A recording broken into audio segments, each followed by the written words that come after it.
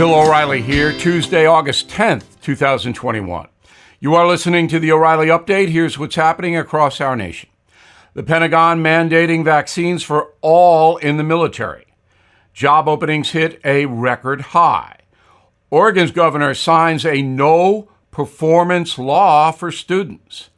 San Francisco on track for the most drug-related deaths on record. New study shows a majority of Americans extending their summer holiday. Also, Americans are afraid of a lot of stuff. But first, Defense Secretary Lloyd Austin requiring all active duty service members to get the COVID vaccine by September 15th. Said the Pentagon chief, quote, "I will seek the president's approval to make the vaccines mandatory." And today, Mr. Biden gave that approval, no surprise. New data from the Labor Department says more than 10 million jobs are currently available, up from 9 million in May. Economists blame the empty positions on COVID fears and very generous unemployment benefits.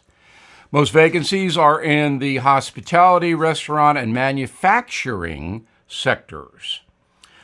Oregon Governor Kate Brown, a far-left person, has signed an incredible law that says you can go to high school and don't have to pass any test at all in order to graduate. In fact, you don't have to be able to read or write or do any math in the state of Oregon, and you will get a diploma. That law was signed July 14th. Ms. Brown refuses to answer any questions about it. The Bay Area on course to witness the most overdose deaths in history. Previous record was set last year when San Francisco recorded more than 700 drug-related fatalities. Between January and July of this year, nearly 530 people have died. Health experts blame fentanyl. New survey from one poll says 59% of Americans plan on extending summer festivities beyond Labor Day. The September holiday typically signals the start of the autumn season, but not anymore. COVID is causing just about everything we do to change. And some good news out of Chicago. As we reported yesterday, one police officer was shot dead by thugs on a Saturday night. Well, the other police officer who was shot as well looks like he will recover. In a moment, are you afraid? Most of us are. Right back with that.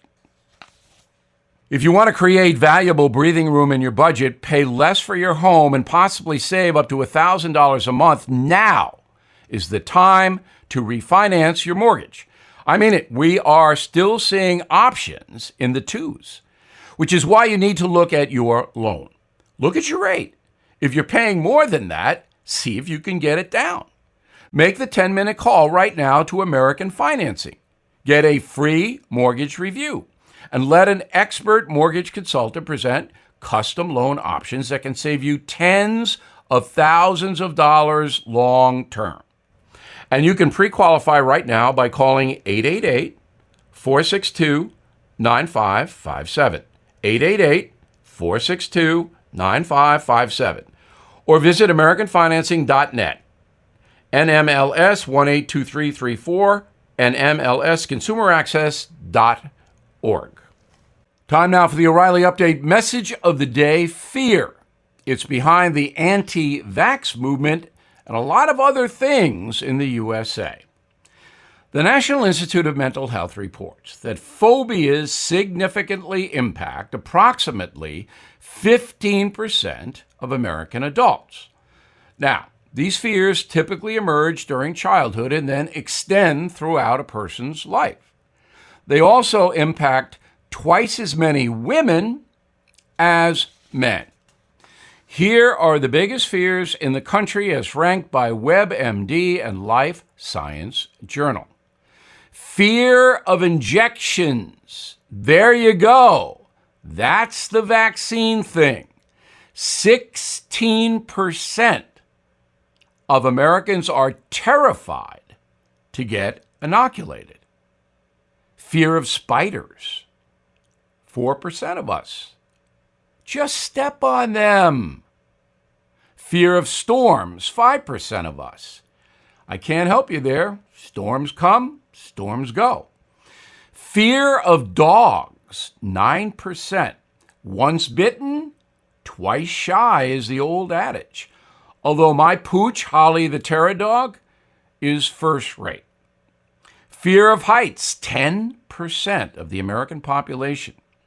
That's vertigo, and I understand that, but there's no downside to fear of heights. Just stay firmly planted on the ground. Fear of germs, 12%. Has met anyone? You know people who are afraid of shaking hands or hugging. You know that. Fear of flying. Now this one, come on. 20% of the American population fears flying. Cars are riskier. The odds of going down in a plane are astronomical. Here's a big one. Fear of snakes, 25%. Okay, snakes are bad. I'm sorry for you people who like those snakes, but they're kind of sneaky. And this all goes back to the Bible, a Garden of Eden. Remember that snake? All right, if not for that snake, we'd all be having a great time, I think, according to Genesis. And here's the biggest fear among Americans. Public speaking, 40%, 40, are terrified of getting up there and saying stuff. Now, this fear has a lot to do with scorn and rejection, screwing up in public, having people not like you because of something you say or because you don't say it well. Now, I understand it. I make my living public speaking, and I have never feared it.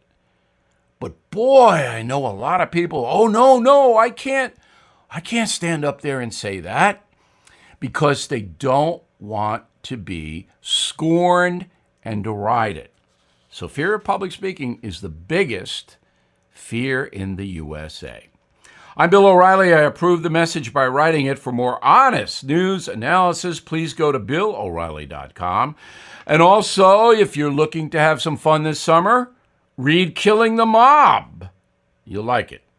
In a moment, something you might not know. Are you looking for your next investment? Bill O'Reilly here. There are 7 reasons to look at the NRIA Real Estate Development Fund. Monthly cash flow payouts of 10% annualized. Bonuses to 21% targeted. They strategically locate in lower risk, high demand areas people want to move to. New construction is short on supply. Real estate affords diversification and safety from stock market risk. Their short and long-term strategy provides for steady returns right now. NRIA is an industry leader with a 15-year proven track record. So, if you've been sitting on the sidelines or want to diversify, start your due diligence at nria.net. Or you can call 800-800-1414. That's easy. 800-800-1414. An offer of securities is only made by the NRIA Private Placement Memorandum. Read it first. Past performance does not guarantee future results. NRIA is a real estate development firm. Learn more at nria.net. Now the O'Reilly Update brings you something you might not know. 33 years ago today, President Ronald Reagan signed the Civil Liberties Act of 1988. That bill authorized reparations to Japanese Americans who were interned during the Second World War. Here's what happened. Following the surprise attack on Pearl Harbor, American newspapers ran a series of articles promoting the isolation, detention, and incarceration of Japanese-born American citizens. The press was after them. One reporter said, quote, "Our Japanese Americans are citizens by the accident of birth, but they are Japanese nevertheless. A viper is nonetheless a viper wherever the egg is hatched." Wow. Did they say that about German Americans? No, they did not. Anyway, the media frenzy surrounding a possible invasion of the West Coast by the forces of Imperial Japan led to the forced relocation of 120,000 people of Japanese ancestry in camps across the American West. At its height, the U.S. government held citizens against their will at 40 sites in 10 states. President Roosevelt authorized Executive Order 9066 on February 19, 1942, which allowed Army commanders to designate military areas from which any or all persons may be excluded. So, that said, if the Army didn't want any Japanese Americans in California, for example, they were taken out. The state defined anyone with 1/16 or more of Japanese lineage as sufficient to be removed. On December 18, 1944, the Supreme Court ruled that citizens of the United States, regardless of lineage, could not be detained without due process. Then the Roosevelt administration issued Public Proclamation number 21, rescinding the original order. President Reagan was the first to authorize payments to the survivors of the internment camps. More than 100,000 people got nearly $2 billion from the federal government. Back after this. To mark 20 years since 9/11, the Tunnel to Towers Foundation is giving 200 mortgage-free homes to America's heroes and their families. What a great gesture. And in a moving tribute, the foundation CEO, Frank Siller, will spend August to September 11th walking from the Pentagon to Shanksville, Pennsylvania, and then on to Ground Zero. Thanks to your support, the Towers of Light are to return to the sky at the Pentagon and the Shanksville memorials. On September 12th, those lost to 9/11 related illness will be honored. And on Veterans Day, those lost to the War on Terror are having their names read aloud. Both events are happening for the first time.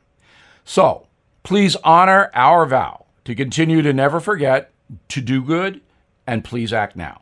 Donate $11 a month to Tunnel to Towers at T2T.org. That's T, the number 2, T.org. Thank you for listening to the O'Reilly Update. I am Bill O'Reilly. No spin, just facts, and always looking out for you.